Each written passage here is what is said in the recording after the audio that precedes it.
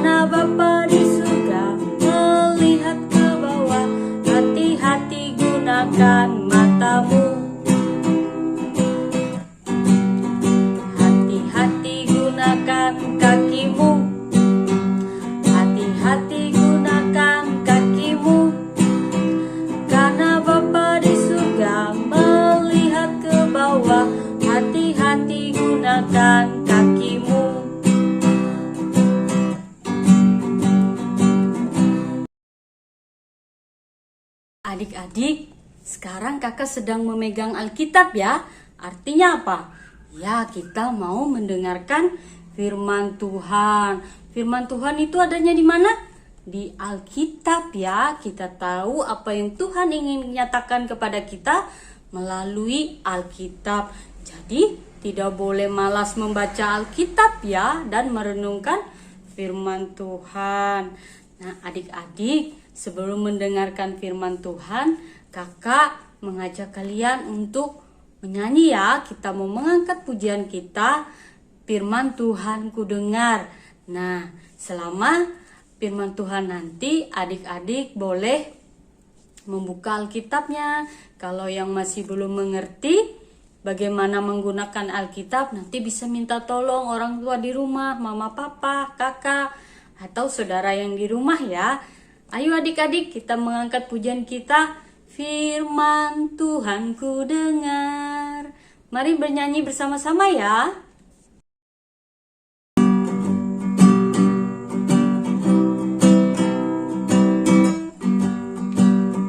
Firman Tuhan ku dengar, ku tahu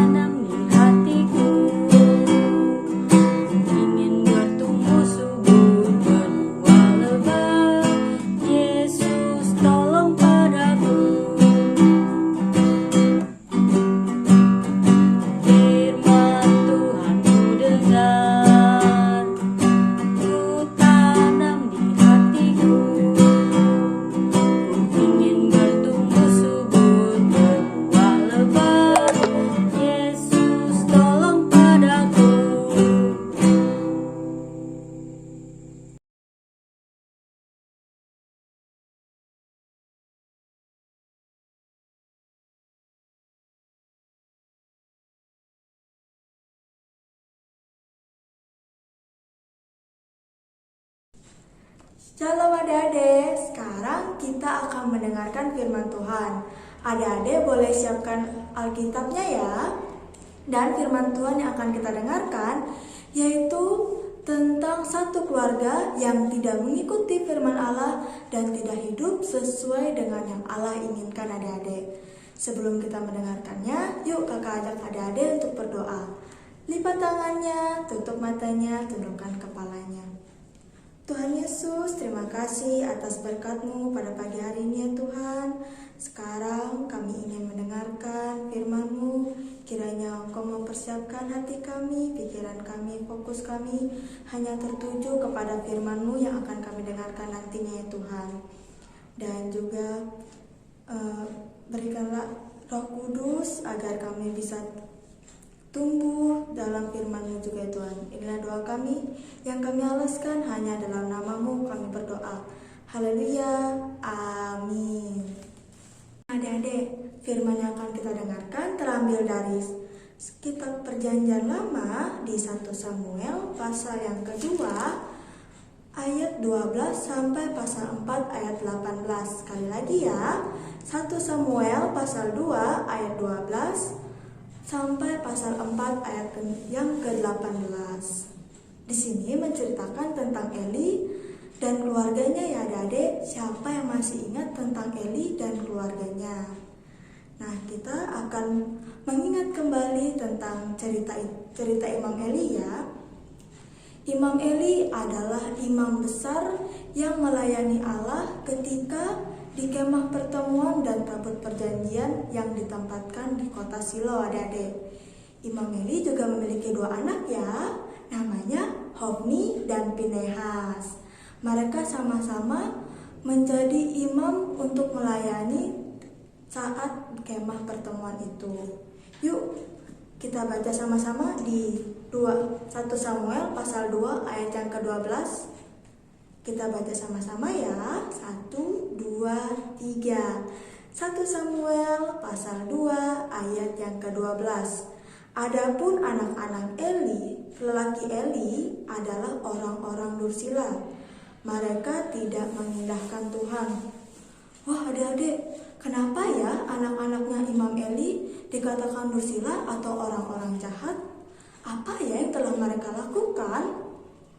Di sini diceritakan bahwa Hofni dan Pinehas tidak menaati Allah adik-adik.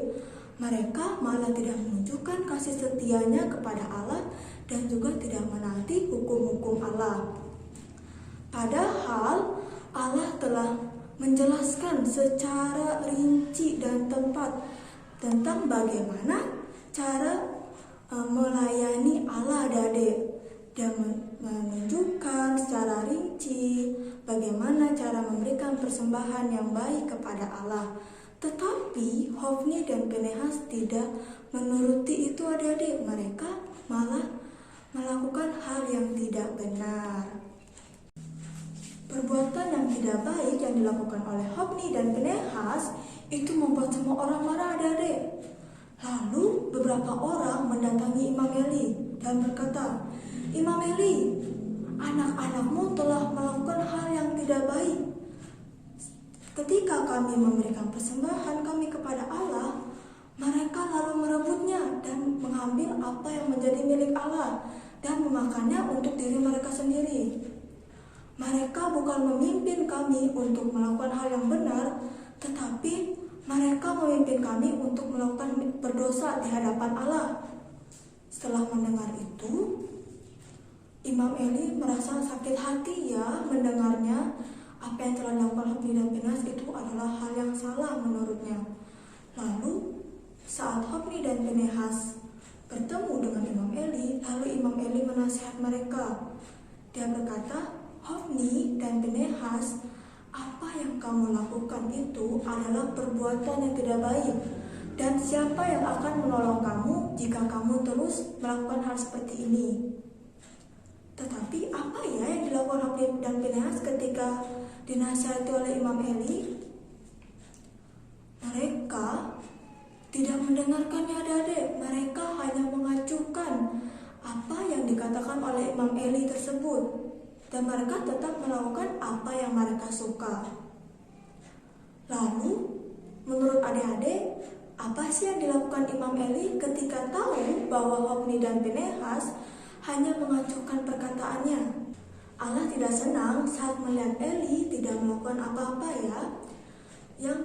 dan tidak menghukum anak-anaknya, yaitu Hofni dan Pinehas, atas perbuatan yang tidak baik yang telah mereka lakukan. Jadi Allah mengutus nabi kepada Imam Eli. Lalu nabi itu mengingat kepada Imam Eli bahwa Allah sendirilah yang mengutus Imam Eli dan keluarganya untuk menjadi imam-imam dan memberikan persembahan yang terbaik kepada keluarga mereka, ya adik-adik. Dan juga Allah terus berkata-kata melalui nabi itu, dan Allah berkata, "Imam Eli, mengapa engkau lebih menghormati anak-anakmu daripada aku?"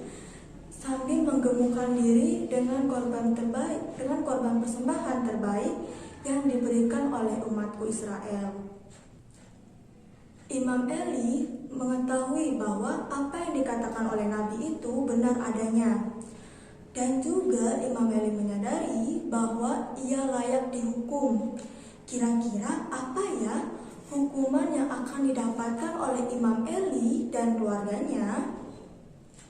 Mereka, sesuai dengan di Alkitab, Imam Eli dan keluarganya itu tidak berumur panjang, adik-adik, atas sikap Imam Eli yang tidak mengajarkan Hofni Pinehas tentang hukum Allah dan tidak menghukum Hofni dan Pinehas ketika melakukan kesalahan yang besar. Dan setelah berapa hari kemudian terjadilah peperangan, adik-adik, yang mengharuskan Hofni dan Pinehas ikut berperang bersama umat Israel untuk melawan bangsa Filistin, adik-adik. Saat itu bangsa Filistin ingin merampas tabut perjanjian Allah. Dan saat di peperangan, kira-kira apa ya yang terjadi? Di sini menceritakan bahwa Hofni dan Pinehas terbunuh saat berperang, adik-adik. Pada saat itu juga seorang pembawa pesan mendatangi Imam Eli yang sedang duduk di pinggir jalan.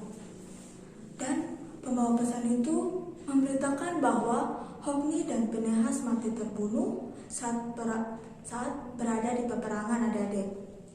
Dan setelah mendengar itu, Imam Eli terkejut. Lalu dia mati saat itu juga. Betapa menyedihkannya ya cerita Imam Eli dan keluarganya. Imam Eli sangat ingin mengasihi dan menaati hukum Allah, adik-adik. Tetapi apa yang dilakukan oleh Imam Eli itu tidak menunjukkan bahwa ia mengasihi Allah dan menaati hukum Allah, karena Imam Eli tidak mengajari hal yang baik kepada anak-anaknya, yaitu Hofni dan Pinehas, dan juga tidak menghukum anak-anaknya juga saat melakukan kesalahan, adik-adik.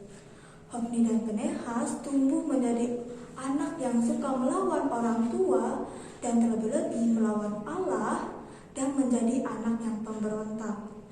Kira-kira saat Hofni dan Pinehas itu masih kecil, apakah Imam Eli itu memarahi Hofni dan Pinehas saat mereka berantem, atau hanya menasihatinya aja ya, adik-adik? Mungkin saat Hofni dan Pinehas itu sedang berkelahi, Imam Eli mengatakan, "Kalian tidak boleh berkelahi ya, tidak boleh menyakiti satu sama lain, karena itu tidak baik."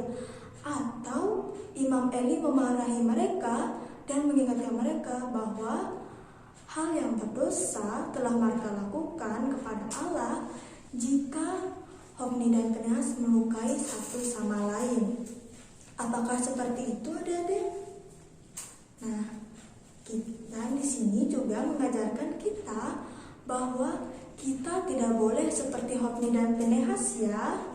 Kita harus mengasihi sesama kita, mengasihi orang tua kita, mengasihi Allah, dan juga menaati apa yang dikatakan orang tua, terlebih-lebih Allah. Sampai sini cerita kakak. Untuk menutup firman Tuhan, kakak ajak adik-adik untuk berdoa. Lipat tangannya, tundukkan kepalanya. tutup matanya. Kita berdoa. Tuhan Yesus, terima kasih karena Engkau telah mengasihi kami. Terima kasih juga untuk firman-Mu yang telah kami dengarkan tadi ya Tuhan. Dan ya Tuhan, kami minta tolong untuk agar kami bisa mengutamakan Engkau, dan juga tolong kami untuk mempercayai dan menaati Engkau ya Tuhan. Dalam nama-Mu kami berdoa. Haleluya. Amin. Terima kasih Kak Eva untuk firman Tuhannya. Adik-adik, sekarang kita tahu ya kenapa kita harus mendengarkan firman Tuhan. Karena dengan kita mendengarkan firman Tuhan, kalian jadi tahu apa yang Tuhan inginkan. Nah, Tuhan ingin kita mengutamakan Allah. Jadi, di dalam hidup kita, Tuhan haruslah yang nomor satu. Bukannya diri kita atau orang di sekitar kita, tapi yang terutama dan utama itu adalah Allah. Jadi kita harus mengikuti, mentaati firman Tuhan. Nah, adik-adik, sekarang tiba waktunya kita akan memberikan persembahan ya, sebagai ucapan syukur kita karena apa? Allah telah memberkati kita. Jadi selayaknya lah kita memberikan yang terbaik kepada Allah. Adik-adik, untuk merespon firman Tuhan tadi, kakak mengajak kita untuk menyanyi Dia Harus Semakin Bertambah. Mari adik-adik kita menyanyikannya bersama-sama.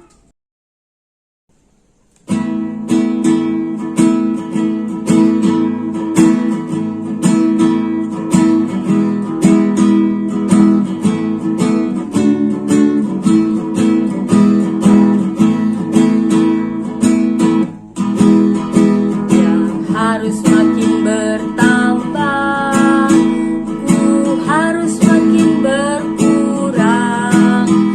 Nama Yesus saja disembah, ku di tempat paling belakang. Bila Yesus ditinggikan dan salibnya diberitakan, pasti Dia menarik semua orang datang kepadanya sekarang. Dia harus makin bertambah, ku harus makin berkurang. Nama Yesus saja disembah, ku di tempat paling belakang. Bila Yesus ditinggikan dan salibnya diberitakan, pasti Dia menarik semua orang datang kepadanya sekarang. Ibadah sekolah minggu kita telah berakhir ya. Jadi kakak rindu adik-adik minggu depan boleh bersekolah minggu lagi. Kita mau mendengarkan, memuji Tuhan melalui Zoom. Nah adik-adik, untuk mengakhiri ibadah sekolah minggu ini, kakak mengajak kalian untuk berdoa. Kita mengucap syukur untuk berkat yang sudah kita terima. Mari adik-adik kita bersatu di dalam doa. Allah Bapa yang bertata di dalam kerajaan surga, kami mengucap syukur Tuhan karena Engkau adalah Allah kami. Engkau Allah yang mengasihi kami dan memberikan kami hidup yang baru. Tuhan, biarlah Engkau tutup bungkus kehidupan kami ke depan, biarlah kasih setiamu saja yang boleh kami rasakan. Engkau menyembuhkan saudara-saudara kami yang sakit, Engkau menyertai setiap aktivitas kami. Tuhan, kami rindu minggu depan kami boleh bersekolah minggu lagi. Tadi juga kami sudah memberikan persembahan syukur kami kepadamu. Biarlah itu menjadi alat untuk pelayananmu ya Tuhan. Terima kasih Tuhan, kami menyerahkan sekolah minggu kami menyerahkan seluruh aktivitas kami dan seluruh kehidupan kami hanya ke dalam tangan pengasihan-Mu saja. Di dalam Yesus Kristus kami berdoa. Amin. Selamat hari Minggu adik-adik, Tuhan Yesus memberkati. Sampai jumpa.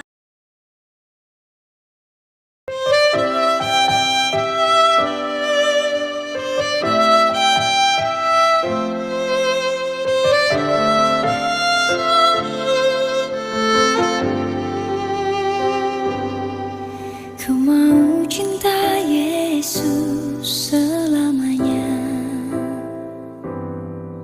Ku mau cinta Yesus selamanya. Meskipun badai silih berganti dalam hidup